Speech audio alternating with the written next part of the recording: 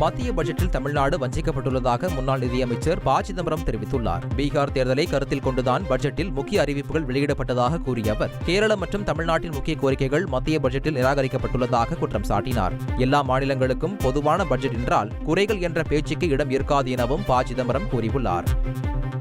தமிழகம் வஞ்சிக்கப்படுது, அதை தாண்டி இது பீகாருக்கான பட்ஜெட் அப்படிங்கிற விமர்சனம் தமிழ்நாட்டிலேருந்து சில கட்சிகளால் வைக்கப்படுது. இது மிகையான விமர்சனம் இல்லையா? அதாவது பீகாருக்காக பட்ஜெட்டுங்கிறதுல மறுப்பே கிடையாது. பீகாரை 4 முறை மாண்புமிகு நிதியமைச்சர் அவர்கள் குறிப்பிட்டார்கள்.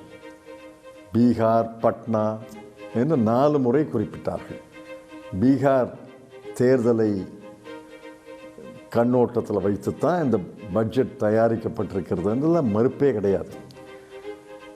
மற்ற மாநிலங்களையும் சொல்லியிருக்கலாம். எல்லா மாநிலங்களையும் 29 மாநிலங்களையும் சொல்லணும்னு நான் சொல்ல மாட்டேன். முக்கியமான திட்டங்கள், முக்கியமான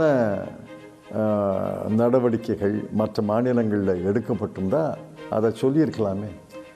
அதாவது அவங்க சொல்லாததுக்கு காரணம் கேரளத்தினுடைய முக்கிய கோரிக்கைகள், தமிழ்நாட்டினுடைய முக்கிய கோரிக்கைகள் அவெல்லாம் புறக்கணிக்கப்பட்டிருக்கின்றன. மேற்கு வங்காளத்தினோட முக்கிய கோரிக்கை புறக்கணிக்கப்பட்டிருக்கின்றன.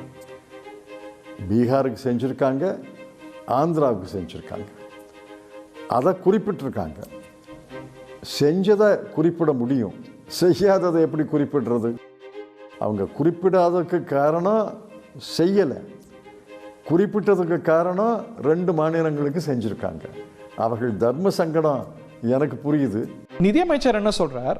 பட்ஜெட் உரையில ஒரு மாநிலத்துடைய பெயர் இல்லைனாலேயே அந்த மாநிலம் வஞ்சிக்கப்பட்டது அப்படின்னு பொருளாகாது. ஃபைன் பிரிண்ட்ல பாருங்க, ஒவ்வொரு மாநிலமும் மத்திய அரசுடைய திட்டங்களால பலன் பெற்றிருக்கும், பயன் பெற்றிருக்குங்கிற எல்லா மாநிலங்கள்னா அதுலேயும் பீகார், ஆந்திரா அடங்கும் இல்லை.